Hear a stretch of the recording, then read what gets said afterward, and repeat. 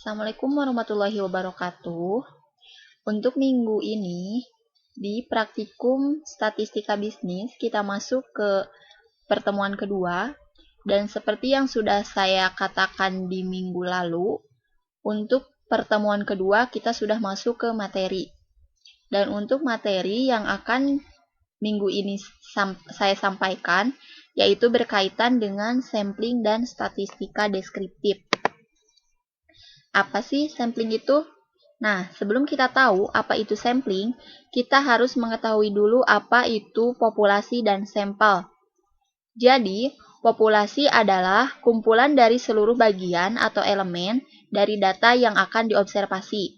Misalkan, kita akan melakukan observasi ke kantin Kabita, yaitu kita ingin mengetahui penjualan. Nah, yang menjadi populasi dari penelitian kita itu yaitu penjualan dari awal berdirinya kantin Kabita sampai sekarang. Nah, kalau sampel itu merupakan suatu bagian atau elemen tertentu dari populasi yang dijadikan data untuk diobservasi. Nah, dari penelitian kita tadi ke kantin Kabita, yaitu kita ingin mengetahui penjualan, yang menjadi sampelnya itu misalkan kita akan ngambil sampel dari populasi penjualan dari 5 tahun terakhir. Nah, itu yang menjadi sampelnya dari penelitian kita ke kantin Kabita. Terus, kita tahu nih apa itu sampling. Nah, sampling itu suatu teknik pengambilan sampel yang berasal dari populasi. Jadi, sampling itu tekniknya, teknik pengambilan dari populasi agar menjadi sampel. Kemudian selanjutnya, syarat sampel yang baik itu seperti apa? Nah, syarat sampel yang baik itu ada 4. Yang pertama, sampel harus objektif. Maksudnya, harus sesuai dengan syarat sampling. Kemudian, untuk syarat yang kedua, yaitu harus representatif. Jadi, sampel tersebut harus dapat mewakili dari populasi. Kemudian, untuk yang ketiga, sampel harus relevan atau harus sesuai dengan karakteristik populasi. Misalkan, jika populasinya mengenai penjualan, maka sampelnya juga harus mengenai penjualan tersebut. Kemudian, sampel harus bersifat up to date atau terkini. Kenapa sih kita harus melakukan sampling? Nah, sampling dilakukan agar di waktu penelitian kita bisa melakukan penghematan waktu, biaya, dan tenaga. Karena jika misalkan kita melakukan penelitian dengan jumlah populasi yang sangat banyak, maka itu kita akan membutuhkan waktu yang sangat panjang, biaya yang sangat besar, juga tenaga yang sangat besar. Jadi, hal tersebut yang membuat kita harus melakukan sampling. Terus, kemudian, kurang informasi dari seluruh populasi. Dan alasan yang ketiga yaitu menghindari resiko berbahaya. Selanjutnya kita lanjut ke rumus penentuan sampel. Nah, ada beberapa rumus yang bisa digunakan untuk melakukan penentuan sampel. Nah, dan di lab statistika bisnis ini kita menggunakan rumus penentuan sampel dengan formula Slovin. Bisa dilihat, ini merupakan rumus formula Slovin untuk penentuan sampel, yaitu di mana rumusnya N sama dengan N besar atau jumlah populasi per 1 ditambah N dikali E kuadrat, di mana N kecil ini merupakan sampel yang akan kita cari, kemudian N besar ini merupakan jumlah populasi, dan E ini merupakan nilai persen kesalahan. Biasanya ditetapkan 5% atau 10% karena kita belajar di bidang sosial. Seperti itu. Kemudian, kita harus tahu apa itu skala pengukuran dan ada berapa. Nah, untuk skala pengukuran, itu ada 4. Yang pertama ada skala nominal, yang kedua ada skala ordinal, ketiga skala interval, dan skala rasio. Untuk skala nominal, ciri-cirinya terdapat karakteristik. Maksud karakteristik itu, jadi di skala nominal kita ada ciri atau penyimbolan. Contohnya, angka 1 untuk pria, angka 2 untuk wanita. Itu skala nominal. Nah, untuk skala ordinal, selain ada karakteristik, di skala ordinal juga ada tingkatan.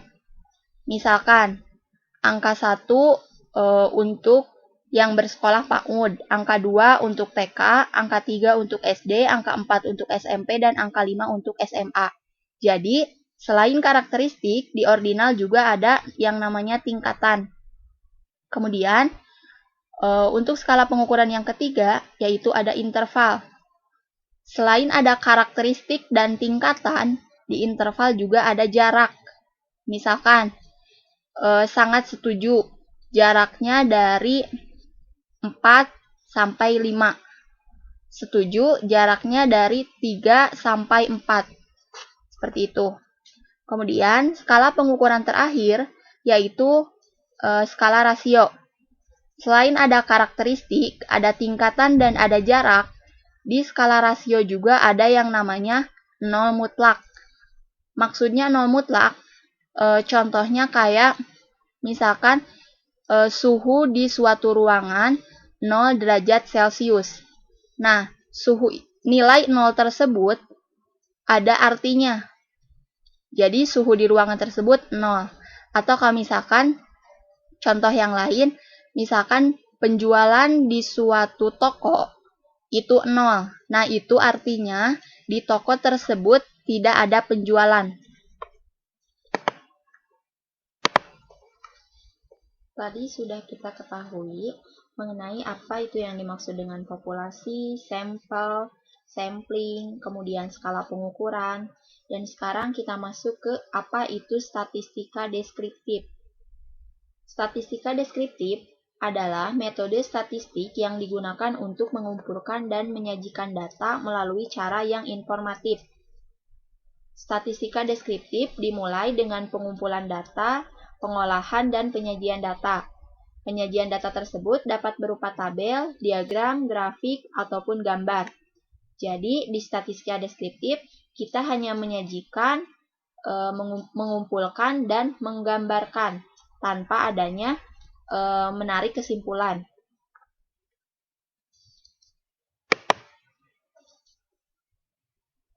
Nah, untuk penyajian data tersebut, kita bisa menggunakan histogram, poligon, dan OGIF. Untuk histogram, jadi histogram itu biasa disebut dengan diagram batang, pertemuan antara garis vertikal dan garis horizontal.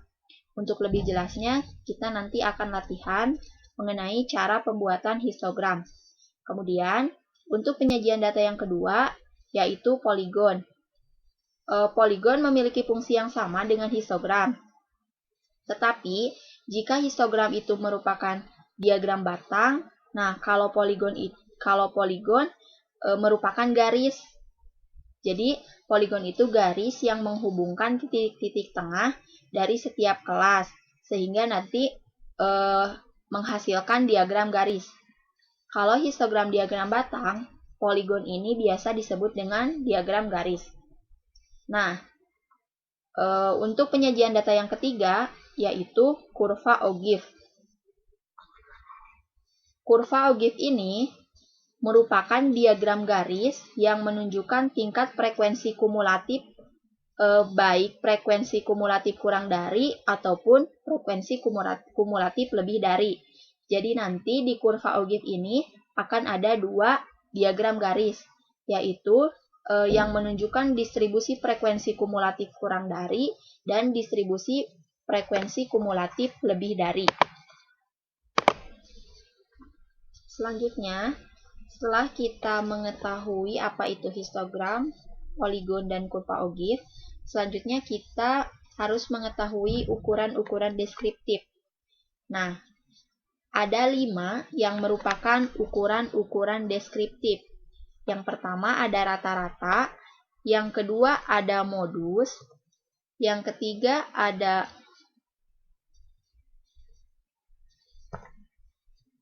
median, yang keempat ada simpangan baku, dan ukuran-ukuran deskriptif yang kelima yaitu ada varians. Untuk ukuran-ukuran deskriptif yang pertama, rata-rata dihitung dengan menggunakan rumus X bar sama dengan sigma fx per n, di mana sigma fx ini merupakan hasil dari tabel distribusi frekuensi per n atau banyaknya data. Nanti lebih jelasnya kita akan bahas di contoh latihan. Kemudian untuk ukuran-ukuran deskriptif yang kedua yaitu ada modus. Modus biasanya disebut dengan data yang sering muncul. Untuk menghitung modus menggunakan rumus L ditambah D1 per D1 ditambah D2 dikali I, di mana L merupakan tepi bawah kelas modus, D1 selisih frekuensi kelas modus dengan kelas sebelumnya, D2 selisih frekuensi kelas modus dengan kelas setelahnya, dan untuk I yaitu interval. Nanti lebih lanjutnya kita akan belajar di contoh latihan. Kemudian, untuk ukuran-ukuran deskriptif yang ketiga yaitu ada median. Median atau dalam arti lain merupakan nilai tengah. Bisa dilihat, ini merupakan rumus untuk mencari median dari suatu data berkelompok. Kemudian, untuk ukuran-ukuran deskriptif keempat, ada simpangan baku. Simpangan baku ini merupakan nilai yang menunjukkan derajat keragaman suatu kelompok data. Bisa dilihat, ini merupakan rumus untuk menghitung simpangan baku. Untuk ukuran-ukuran deskriptif yang terakhir, yaitu varians. Varians ini merupakan hasil kuadrat dari simpangan baku yang berfungsi untuk mengetahui tingkat penyebaran atau variasi data.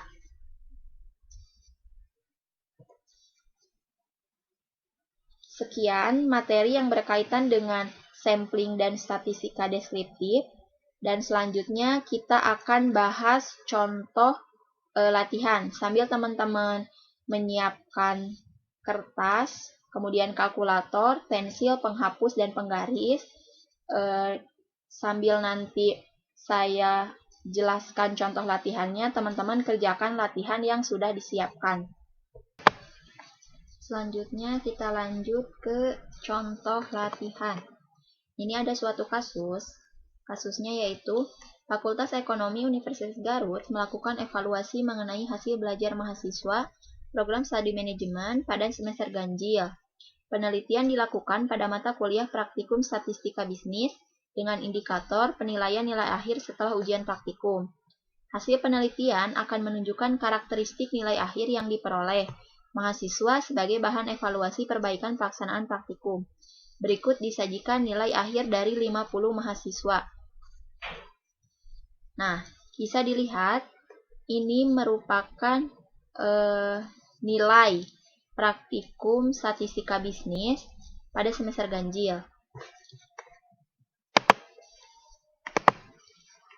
Ini merupakan contoh kasus di mana dalam kasus ini ada 50 mahasiswa. Bisa dilihat.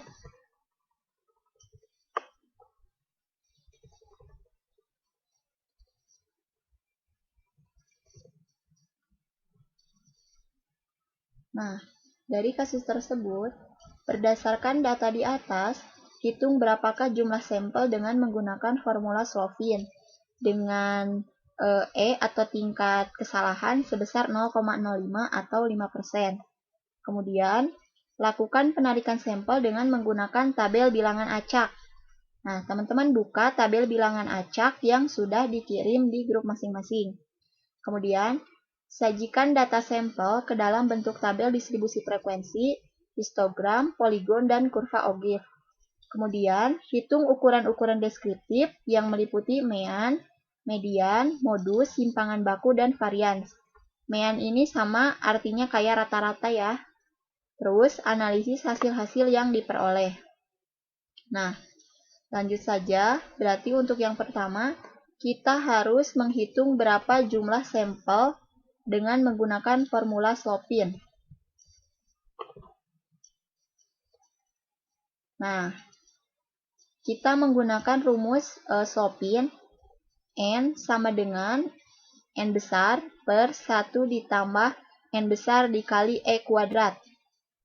Di mana yang menjadi N besar ini merupakan jumlah data yang tertera pada kasus. Jumlah datanya berapa tadi? 50. Ya, jumlah datanya 50. Kemudian per 1 ini merupakan rumus, tambah 50 yang data di kasus tadi dikali E kuadrat. Tadi disebutkan bahwa tingkat kesalahannya itu atau E-nya itu sebesar 5%. Jadi, N sama dengan 50 per 1 ditambah 50 dikali 5% atau 0,05 kuadrat. Dan nanti diperoleh hasil sebesar 44,44. Nah, karena di kasus itu merupakan data penilaian tiap orang, jadi tidak mungkin kalau hasilnya ada koma. Nah, maka kita bulatkan hasil ini, karena ini di belakang komanya 4 kurang dari 5, berarti kita bulatkan ke bawah, yaitu 44. Jadi, ukuran sampel yang sudah dihitung menggunakan formula Slopin, kita dapat sebesar 44. Nah, selanjutnya, untuk pengambilan sampel ini, teman-teman coba lihat tabel bilangan acak yang sudah di-share tadi.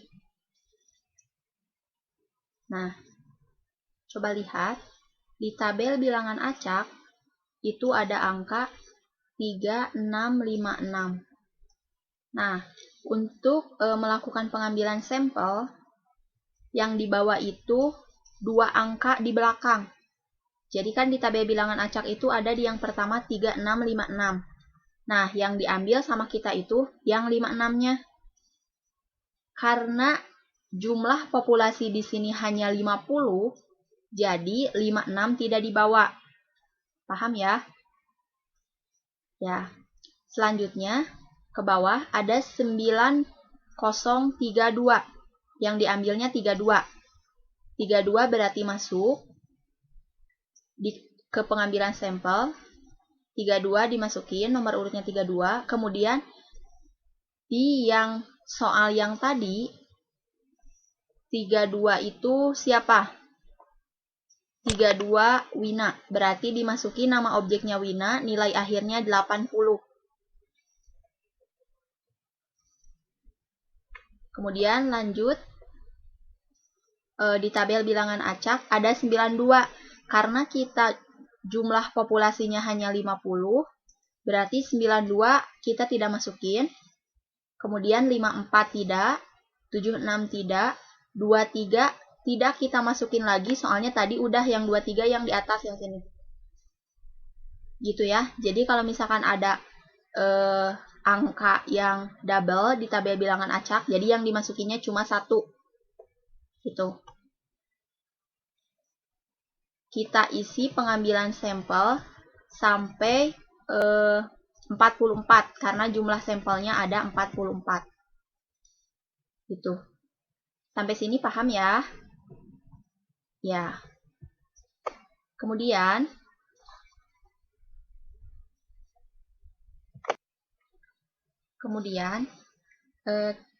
kita cari nilai R atau rank, kemudian banyak kelas atau BK, dan panjang kelas atau I. Untuk mencari rank, kita menggunakan rumus Xmax dikurangi Xmin. Xmax ini merupakan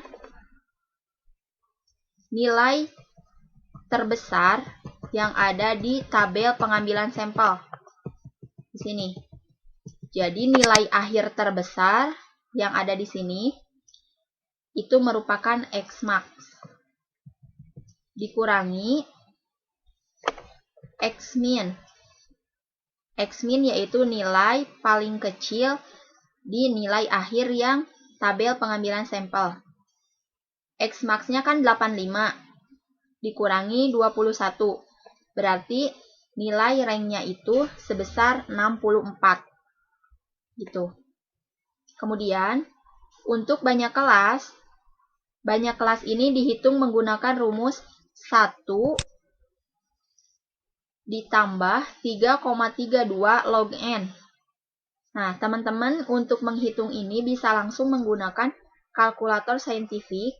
Langsung aja di kalkulator saintifiknya diketik 1 ditambah 3,32 log N. Dan N-nya diganti dengan jumlah sampel, yaitu 44.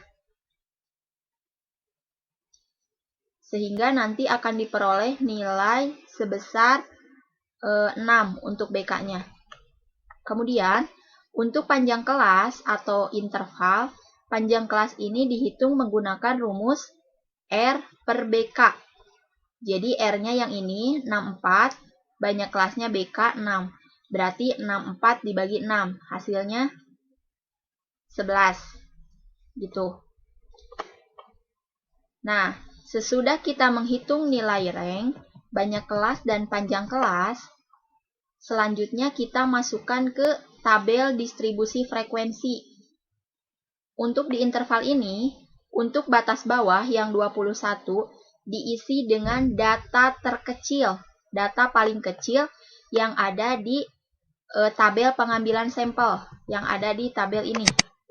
Data paling kecil dari nilai akhir ini berapa? Untuk batas bawah di tabel distribusi frekuensi untuk di sini. Nah, dari data tersebut, data paling kecilnya kan 21. Nah, untuk batas bawahnya berarti 21.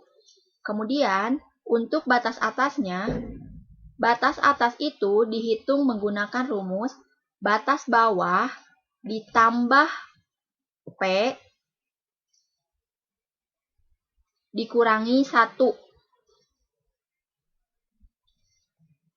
Nah, batas atas ini, saya ulangi, batas atas ini dihitung menggunakan rumus batas bawah ditambah P atau I atau panjang kelas dikurangi 1. 1 itu merupakan rumus. Batas bawahnya kan 21 ditambah P-nya 11. 32 dikurangi 1 berarti 31. Gitu. Kemudian untuk batas bawah di kelas kedua ini 31 tinggal ditambah 1 ke bawah. Jadi 32. Untuk batas atasnya sama menggunakan rumus batas bawah ditambah P dikurangi 1. Batas bawahnya dimasukin yang 32 ditambah P-nya 11 dikurangi 1, hasilnya 42. Untuk selanjutnya sama seperti itu. Nah, selanjutnya untuk mengisi turus ini kita hitung nilai akhir dari 22 sampai 31 itu ada berapa? Kita hitungnya dari nilai akhir yang ini. Jadi, nilai akhir yang memiliki nilai akhir dari 21 sampai 31 ada berapa? Kita masukin ke turus yang ini. Nah, di sini sudah ada hasilnya. Nilai interval dari 21 sampai untuk interval 21 sampai 31 berdasarkan tabel pengambilan sampel yang 44 tadi ada sebanyak 6. Jadi kita bikin terus di sininya sebanyak 6. Nah, ini per 4, jadi 1, 2, 3, 4, 5. Jadi ini dihitung 5 segini. Kemudian ini 1 jadi 6. Dan untuk frekuensinya berarti kita samain kayak turus. Jika turus di sini 6, berarti jumlah frekuensinya juga 6. Gitu. Pokoknya jumlah turus dari sini ke sini sama jumlah frekuensi dari sini ke sini harus 44. Yaitu banyaknya sampel. Gitu.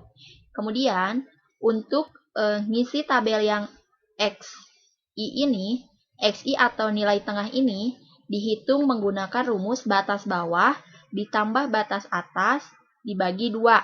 Nah, ini batas bawahnya yang ini, untuk kelas pertama batas bawahnya 21 ditambah batas atasnya 31, yaitu 52 dibagi 2, hasilnya 26. Selanjutnya ke bawah seperti itu, berarti untuk kelas kedua, 32 ditambah 42 dibagi 2, hasilnya 37. Seperti itu ya. Nah, untuk ngisi yang tabel fx ini, diisi dengan cara mengalikan frekuensi 6 dikali xi, 26. Jadi tinggal dikali aja untuk ngisi fx ini, 6 dikali 26, hasilnya 156. Untuk yang kelas kedua berarti 2 dikali 37, hasilnya 74. Seperti itu. Nah, kalau untuk ngisi tabel yang xi kuadrat, tinggal kita mengkuadratkan nilai xi. Nilai 26 dikuadratkan, kemudian 37 dikuadratkan. Gitu. Nah, untuk ngisi tabel f dikali x kuadrat, kita tinggal menghitung f-nya 6 dikali xi kuadrat, 676. Jadi 6 dikali 676. Hasilnya 4056. Gitu ya.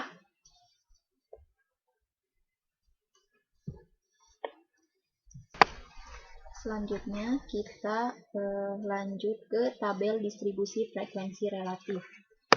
Kalau tadi di tabel distribusi frekuensi, ini untuk interval batas bawah itu 21 dan batas atas 31. Nah, untuk dimasukin ke tabel distribusi frekuensi relatif, yang dimasukinnya itu tepi bawah dan tepi atas. Apa sih bedanya batas atas dan tepi atas? Jadi, kalau misalkan tepi atas dan tepi bawah itu, kalau tepi bawah itu, batas bawah dikurangi 0,5. Untuk tepi bawah itu, batas bawah 21 dikurangi 0,5. 0,5 sudah ketentuan. Jadi hasilnya 20,5. Nah, untuk tepi atas itu, batas atas 31 ditambah 0,5. Jadi hasilnya 31,5. Jadi, untuk mencari tepi bawah, itu batas bawah dikurangi 0,5, dan untuk mencari tepi atas, itu batas atas ditambah 0,5. Gitu ya. Untuk yang bawah sama, berarti 32 dikurang 0,5, 31,5. 42 ditambah 0,5, 42,5. Nah, untuk yang frekuensi yang ini, dari mana sih hasilnya? Nah, untuk ini hasilnya itu dari, ini kan kelas untuk ngisi kelas pertama ini, kita lihat di interval yang kelas pertama, frekuensinya berapa? Frekuensinya 6. Nah, frekuensi 6 ini dibagi jumlah sampel keseluruhan, dibagi 44, dikali 100%. Jadi, rumusnya itu, untuk ngisi frekuensi relatif yang ini, yang 14% ini, rumusnya frekuensi di tabel distribusi frekuensi, kelas yang bersangkutan, karena kita mau cari yang kelas pertama yang ini, Berarti frekuensi di kelas pertama itu 6 dibagi jumlah data sampelnya. Ada berapa? Ada 44. Berarti 6 dibagi 44 dikali 100%. Paham ya? Untuk selanjutnya juga sama. Sampai bawah seperti itu.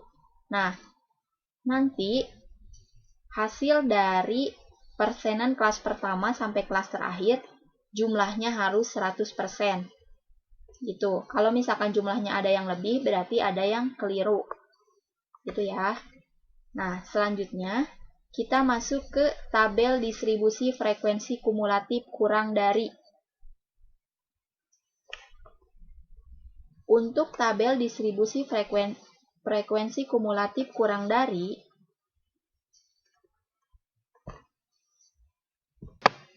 selanjutnya kita langsung ke tabel distribusi frekuensi kumulatif kurang dari. Untuk tabel distribusi frekuensi kumulatif kurang dari, kita masukin tepi bawah. Tepi bawah dari kelas pertama sampai kelas terakhir. Dan ini untuk 85,50 ini merupakan tepi atas kelas terakhir. Itu. Nah, seperti ini. Nah, jadi kita yang masukinnya kan ini 21, ini batas bawah. Nah, yang dimasukin ke frekuensi kumulatif kurang dari itu, yang 21 dikurangi 0,5, 20,5, 32 dikurangi 0,5, 31,5, sampai seterusnya, sampai 76, dan ini juga dimasukin yang ini. Jadi, dari sini ke bawah, kemudian sampai ke sini dimasukin. Di tabel frekuensi kumulatif kurang dari itu. Nah, sesudah kita menentukan intervalnya seperti apa, lalu kita hitung interval yang nilainya 20,5. Di sini yang nilainya 20,5 ada atau enggak? Enggak ya. Karena di sini dari 21. Berarti nilai yang kurang dari 20,5 tidak ada. Berarti frekuensinya 0. Itu. Nah, untuk selanjutnya nilai 31,50. Berarti kan di sini ya 31,50. Berarti batas bawah yang ini. Ada berapa? Ya, benar. Yang kurang dari nilai 31,5 itu ada 6. Jadi ini ke sini ke atas. Berarti ada berapa? Ada 6. Lalu kita masukin nilainya 6. Nah, kemudian nilai yang kurang dari 42,5. Nilai yang kurang dari 42,5. Berarti yang kurang dari 42,5 ini berarti dari ngitungnya kita dari frekuensi kelas ini dan kelas ini. Jadi ada berapa? 2 ditambah 6. Jadi ada 8. Ya, itu ya. Jadi yang memiliki nilai di bawah 42,5 itu ada 8 frekuensinya. Kemudian yang memiliki nilai di bawah 53,5. 53,5. 2. Berarti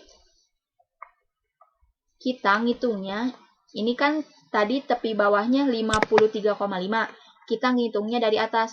1 ditambah 2 ditambah 6. Itu berarti ada 9. Itu ya. Sampai selanjutnya seperti itu. Sampai nanti di nilai paling akhir itu ada jumlah sampel. Kemudian untuk tabel distribusi frekuensi kumulatif lebih dari, sama yang dimasukin di interval ini merupakan tepi bawah dari kelas pertama sampai kelas terakhir. Kemudian yang bawah ini merupakan tepi atas. Jadi tepi atasnya tetap dimasukin. Untuk interval di tabel distribusi frekuensi kumulatif kurang dari dan lebih dari, ini sama ya. Nah, nanti akan ada perbedaan di frekuensi. Coba kita lihat. Untuk frekuensi lebih dari 20,5. Lebih dari 20,5. Berarti kita ngitungnya dari sini. Lebih dari sini. Berarti ada berapa? Ada 6, tambah 2, tambah 1, tambah 2, tambah 18, tambah 15. Berarti jumlahnya ada 44. Ya. Kemudian, selanjutnya, untuk yang interval 31,5. Yang lebih dari 31,5 ada berapa? 31,5. Berarti dari sini. Berarti tinggal ditambahin. 2, tambah 1, tambah 2, tambah 18, tambah 15. Itu ya. Selanjutnya sampai ke bawah sama seperti itu. Misalkan gini. Interval 42,5. 42,5. Berarti ada di sini. Interval lebih dari 42,5. Berarti ada 1, ditambah 2, ditambah 18, dan ditambah 15. Itu ya. Itu sampai tabel distribusi frekuensi kumulatif lebih dari. Aman ya. Nah, selanjutnya untuk penyajian data kita masuk ke interval dan frekuensi yang nanti akan menghasilkan histogram. Itu. Jadi untuk penyajian datanya, untuk histogram ini kita bikin untuk tabel vertikal, untuk garis vertikalnya, yaitu garis di bawah ini, kita masukin yang interval ini. Jadi dimasukinnya yang interval tepi bawah, tepi atas, bukan batas bawah, batas atas. Tadi kan udah dijelasin ya, bedanya batas sama tepi. Jadi yang dimasukinnya itu tepi bawah, tepi atas, bukan batas bawah, batas atas. Nah, untuk interval ini dimasukin di vertikal di sini. Nah, untuk frekuensi ini dimasukin di horizontal di sini. Jadi, untuk membuat tabel histogram, teman-teman persiapkan pensil, penghapus, penggaris. Teman-teman bikinnya secara manual, karena ini statistika manual. Ya. Jadi, untuk histogram, kita butuhnya interval yang menggunakan tepi bawah, tepi atas, kemudian frekuensinya berapa, lalu kita susun. Untuk yang garis vertikal ini, kita menggunakan interval tepi bawah, tepi atas yang tadi. Kemudian untuk garis horizontalnya kita menggunakan frekuensi. Nah, jangan lupa nanti menggunakan judul ini di histogram. Ya. Kemudian selanjutnya untuk penyajian data ada juga yang namanya poligon. Untuk si poligon ini yang dimasukkan nilai tengah. Jadi yang 26, 37, 48, 59, sampai 81 ini merupakan nilai tengah dari tabel distribusi frekuensi yang ini. Jadi teman-teman tinggal copy yang ini. Kemudian nanti dimasukin ke poligon yang ini, interval ini. Nah, untuk frekuensinya tetap misalkan gini. Ini interval 26, nilai tengah 26, itu ada di mana sih? Nah, 26 ini berarti frekuensinya yang 6. Itu, 37 frekuensinya yang 2. Itu. Paham ya? Nah, ini dari awal sampai akhir ini berkaitan. Jadi, teman-teman harus dipahami secara seksama. Nah, untuk poligon, untuk garis vertikalnya, kita masukin yang interval dari nilai tengah yang tadi, yang ini. ini dimasukin ke sini. Ya. Nah, untuk garis horizontal kita masukin yang frekuensi. Jadi frekuensinya dimasukin di garis horizontal. Dan nanti menggunakan judul seperti ini juga. Tuh. Terus, untuk kurva ogive, nah ini, untuk kurva ogive, kayak tadi di tabel frekuensi kumulatif kurang dari dan lebih dari, kita masukin intervalnya itu tepi bawah. Nah, kita masukin interval yang ini nih. Kita masukin interval yang ini. Kita masukin interval yang ini. Kita masukin interval yang ini.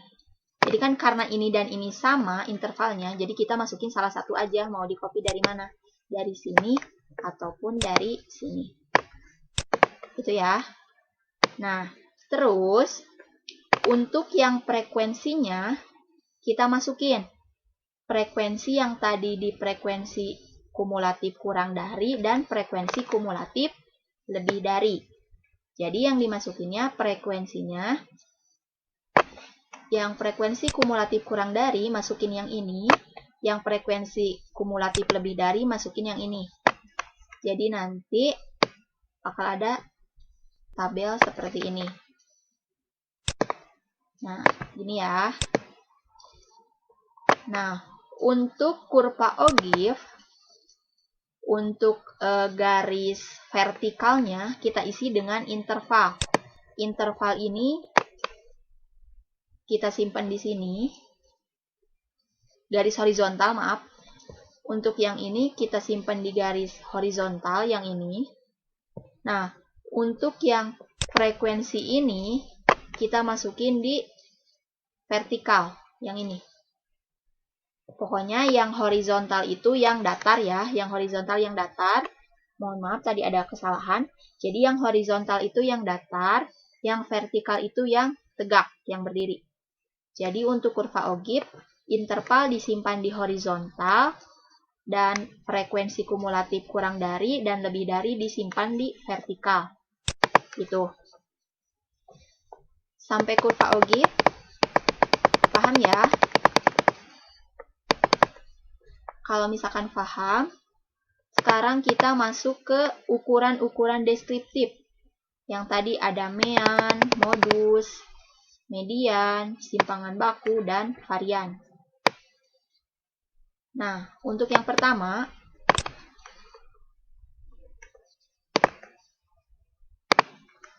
oke, mari kita lanjut ke ukuran-ukuran deskriptif.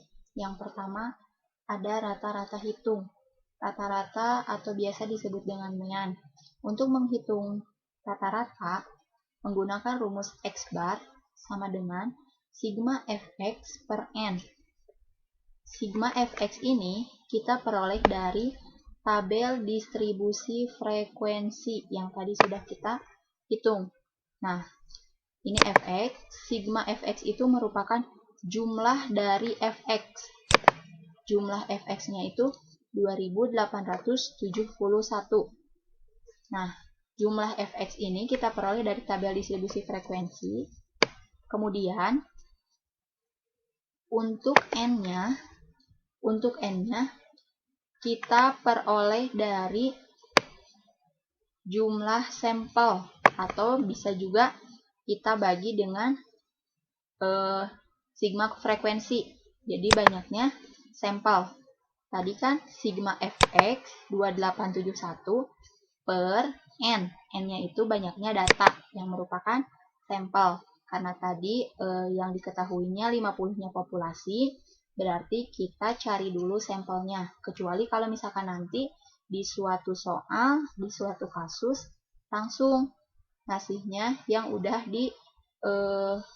jadiin sampel, jadi bukan populasi. Nah, itu baru kita langsung nggak usah pakai tabel bilangan acak kayak tadi, gitu ya. Nah, berarti diperoleh nilainya 65,25 untuk rata-rata hitungnya. Kemudian, untuk selanjutnya, kita menghitung modus. Kita harus tahu dulu apa itu modus. Nah, tadi sudah dijelaskan, modus itu merupakan nilai atau data yang sering muncul. Nah, coba kita lihat di tabel distribusi frekuensi, yang frekuensinya paling banyak yang mana? Yang ini ya, berarti yang kelas yang ini. Nah, berarti si modusnya atau si nilai atau data yang sering munculnya berada di kelas atau di interval 65 sampai 75. Itu ya, satu dulu itu untuk penentuan modus. Kemudian, yang kedua, untuk menghitung modus itu, kita menggunakan rumus L ditambah D1 per D1 ditambah D2 dikali 1. Nah, ini ada keterangannya. L itu merupakan tepi bawah kelas modus. Tepi bawah kelas modus. Tadi kita sudah menentukan yang menjadi kelas modus itu merupakan 65 sampai 75. Karena ini merupakan batas bawah dan batas atas, jadi kita tentukan. Karena tadi cenah nilai LT tepi bawah, berarti kita tentukan dari batas bawah ini tepi bawahnya berapa. Nah, tadi kita sudah tentukan yang menjadi kelas modus itu yaitu interval 65 sampai 75. Untuk mencari nilai L merupakan tepi bawah kelas modus. Tadi sudah disebutkan kalau nilai tepi bawah itu merupakan batas bawah dikurangi 0,5. Nah, berarti untuk mencari L, 65 dikurangi 0,5. Jadi 64,5. Itu merupakan nilai L. Nilai L sebesar 64,5 itu diambil dari batas bawah kelas modus yaitu 65 dikurangi 0,5. Kenapa dikurangi 0,5? Karena yang dijelaskan tadi 65 ini merupakan batas bawah dan yang dibutuhin itu L. L itu tepi bawah, berarti dikurangi 0,5. Gitu ya. Terus, jika L sudah diketahui sebesar 64,5, kita tinggal menghitung D1. D1 itu selisih frekuensi kelas modus dengan kelas sebelumnya. Jadi gini, untuk D1 itu selisih ini. Modusnya kan di 18. Nah, selisih kelas modus dengan kelas sebelumnya. Ini kelas ini diselisihkan sama kelas ini. Ini kan frekuensinya 18. Dikurangi frekuensi kelas sebelumnya, dikurangi 12. Berarti nilai D1-nya itu 18 dikurangi 2 sama dengan 16. Itu. Jadi D1 itu merupakan selisih frekuensi kelas modus dengan kelas sebelumnya. Karena ini frekuensinya 18, berarti frekuensi kelas sebelumnya dikurangi 2. Jadi hasilnya 16. Itu ya. Nah, selanjutnya untuk mencari D2 adalah selisih frekuensi kelas modus dengan kelas selanjutnya. Kalau tadi kelas sebelumnya, kalau sekarang kelas selanjutnya. Karena frekuensi modus ada di 18, berarti dikurangi frekuensi modus selanjutnya. Jadi 18 dikurangi kelas selanjutnya 15. Berarti untuk D2 hasilnya 18 dikurangi 15 sama dengan 2. Itu. Nah, untuk I ini sama dengan nilai panjang kelas yang interval. Jadi untuk I, kita tinggal salin yang ini, yang 11. Karena I ini merupakan panjang kelas atau biasa disebut juga dengan P. Itu. Nah, selanjutnya, jika kita sudah mengetahui nilai L-nya berapa, D1-nya berapa, D2-nya berapa, I-nya berapa. Nah, kita tinggal masukkan ke modus ini. L-nya 64,5 ditambah D1-nya 16 per D1-nya 16 ditambah D23 dikali D2-nya 3 maksudnya dikali I-nya 11 dan diperoleh modus sebesar 73,76.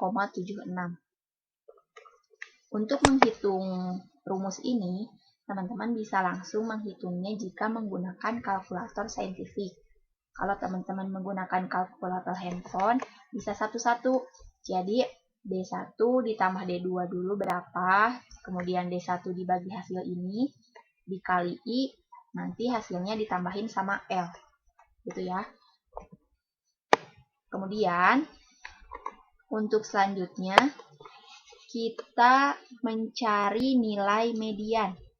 Kita harus tahu dulu median itu apa. Nah, seperti tadi yang sudah dijelaskan, nilai median itu merupakan nilai tengah. Maksud nilai tengah itu, jadi gini. Ini kan sampelnya itu ada 44. Ini frekuensinya 44 atau sampelnya 44. Nilai tengahnya berarti nilai yang membagi duanya, yaitu ada di 44 dibagi 2, ada di 22. Nah, kita tinggal hitung frekuensi yang di 22 ada di kelas berapa. Jadi kita ngitungnya dari frekuensi 6 ditambah 2, 8, ditambah 1, 9, ditambah 2, 11, ditambah 18. Ini bakal lebih dari 22 ya. Nah, berarti kelas mediannya itu yaitu kelas yang ada di frekuensi ke-22, karena ke-22 bakal ada di frekuensi ini, berarti ada di interval 64 sampai 75. Ini karena kebetulan soalnya sama kayak di modus yang tadi, yang paling banyak itu 18 di kelas 65 sampai 75, berarti untuk mediannya kebetulan sama gitu. Tapi kalau misalkan di kasus-kasus yang lain, nanti mediannya ada juga yang nggak sama kayak modus. Nah, karena ini kebetulan sama, jadi untuk intervalnya itu sama gitu. Paham ya gimana nentuin nilai tengahnya? Jadi nilai tengah di kelas median itu kita hitung dulu. Frekuensinya ada berapa? Ini frekuensinya ada 44. Dibagi 2, 44 dibagi 2 yaitu 22. Nah, kemudian kita tambahin frekuensi dari kelas pertama sampai ke kelas berapa yang hasilnya ada atau mencapai atau lebih 22.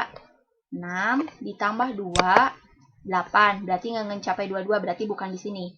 Ditambah 1, 9. Ditambah 2, 11. Berarti bukan di sini. Ditambah 18. Lebih dari 22, berarti di kelas 65 sampai 75. Gitu. Setelah kita mengetahui mediannya ada di kelas berapa, yaitu mediannya ada di kelas ini, 65 sampai 75, kemudian kita lihat rumus untuk menghitung median itu seperti apa. Nah, untuk menghitung median, rumusnya kayak tadi, L. L itu tepi bawah kelas median. Tepi bawah. Karena kelas mediannya sama kayak modus, jadi di kelas 65 sampai 75, berarti tepi bawahnya juga sama. 65 dikurangi 0,5. Jadi tepi bawah kelas median yaitu 64,5. 64,5 untuk L di kelas median. Kemudian untuk N-nya, N ini merupakan jumlah seluruh frekuensi. Jadi jumlah seluruh frekuensi yang ini. Jadi ini merupakan N. Jumlah data yang tadi sudah diambil sampel atau jumlah frekuensi yang kita akan hitung. Kemudian untuk selanjutnya kita cari CF. CF itu merupakan frekuensi kumulatif sebelum kelas median. Frekuensi kumulatif sebelum kelas median. Nah, karena tadi kelas mediannya di 65 sampai 75 dan frekuensinya 18, kita hitung frekuensi kumulatif sebelum kelas median. Frekuensi kumulatif berarti kita nambahin 6 ditambah 2, 8 ditambah 1, 9 ditambah 2. Ya, 11. Jadi 18 ini jangan dibawa karena ini udah masuk frekuensi di kelas median. Yang harus ditambahin itu adalah nilai frekuensi kumulatif sebelum kelas median. Berarti 6 ditambah 2 ditambah 1 ditambah 2. Hasilnya 11. Berarti nilai CF-nya itu yaitu 11. Nah, untuk nilai I sama yaitu nilai panjang kelas atau P. Kita tinggal ambil dari nilai yang tadi sudah dihitung. Yang ini, panjang kelas. Panjang kelasnya 11. Dan untuk F itu, F ini merupakan frekuensi kelas median. Frekuensi kelas median. Jadi, karena kelas mediannya di 65 sampai 75, frekuensinya berapa? Ya, frekuensinya 18.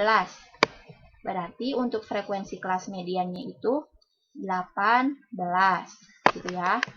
Nah, jadi kalau misalkan kita udah tahu nih L-nya berapa, N-nya berapa, CF-nya berapa, I-nya berapa, F-nya berapa, kita tinggal masukkan ke rumus ini.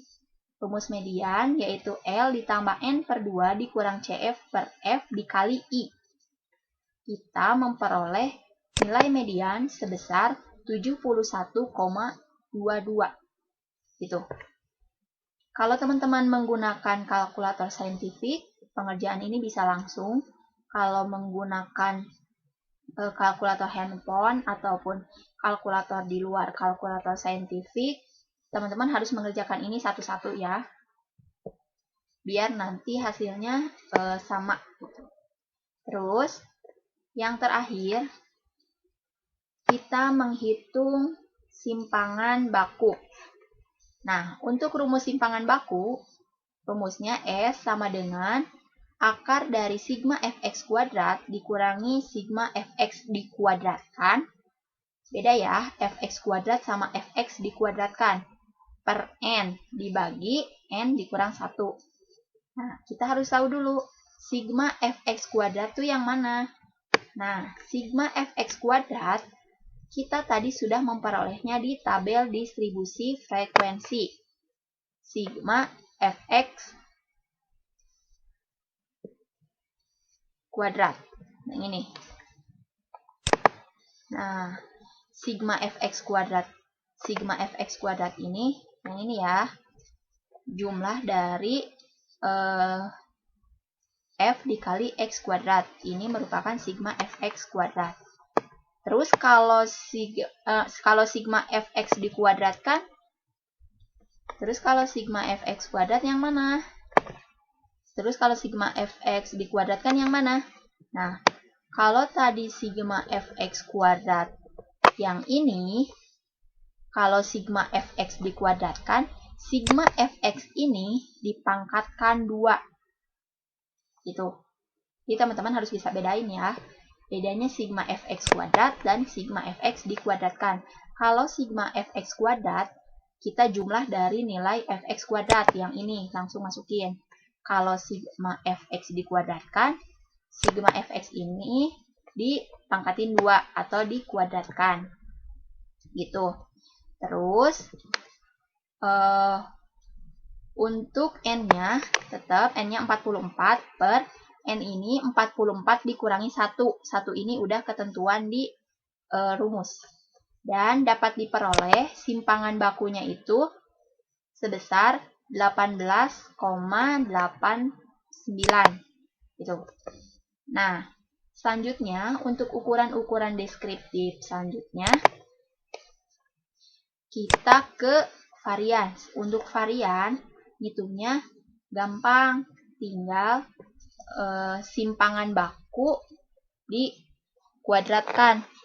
Jadi untuk varian ini tinggal 18,89 dipangkatin 2. Hasilnya jadi 356,80. Itu ya. Nah, untuk ukuran-ukuran deskriptif itu. Dan selanjutnya kita ke analisis dan kesimpulan. Untuk analisis dan kesimpulan, kita satu-satu masukin. Didapat nilai mean atau rata-rata sebesar apa? Sebesar berapa?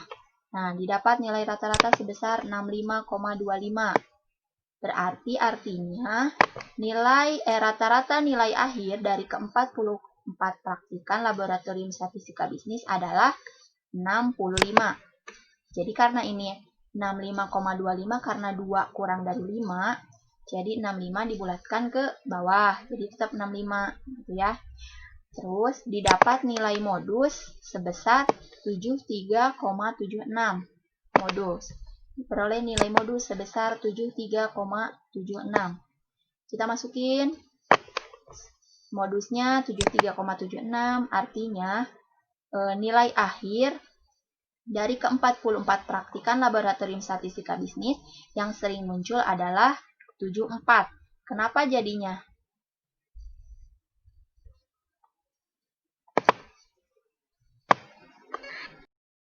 Ulangi. Untuk analisis dan kesimpulan, untuk nomor 2, didapat nilai modus sebesar 73,76. Artinya, nilai akhir ke-44 praktikan laboratorium statistika bisnis yang sering muncul adalah 74. Kenapa 74? Karena nilainya itu 73,76. Di belakang komanya itu 7 lebih dari 5, berarti dibulatkan ke atas menjadi 74. Tuh. Kemudian, untuk yang ketiga, didapat nilai median atau nilai tengah sebesar 71,22. Artinya, nilai tengah dari nilai akhir praktikan laboratorium statistika bisnis adalah 71. Kenapa 71? Karena di belakang komanya 2. 2 ini kurang dari 5, berarti dibulatkannya ke bawah. Ya. Kemudian, untuk yang nomor 4, didapat nilai simpangan baku sebesar 18,89. Artinya, fluktuasi nilai akhir praktikan laboratorium statistika bisnis adalah di antara 46,36. 46,36 ini diperoleh dari 65,25 yang rata-rata dikurangi hasil dari simpangan baku 18,89 sampai dengan 84,14. Yaitu nilai rata-rata 65,25 ditambah 18,89 gitu ya. Dan untuk selanjutnya didapat nilai varian sebesar 356,8. Artinya tingkat variasi data nilai akhir praktikan laboratorium statistika bisnis adalah 356,8.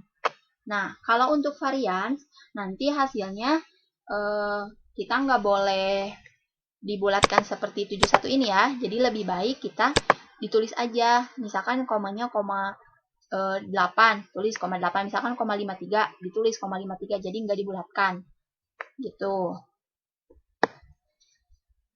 Nah, itu yang bisa saya sampaikan di materi statistika deskriptif, materi sampling dan statistika deskriptif. Jika teman-teman ada pertanyaan, silahkan tanyakan. Nanti sebisa mungkin instruktur dan tim asisten akan menjawab pertanyaannya. Semoga materi ini bermanfaat. Jangan lupa latihan dan nanti tugasnya dikerjakan. Sekian yang dapat saya sampaikan. Mohon maaf apabila banyak kesalahan. Wassalamualaikum warahmatullahi wabarakatuh.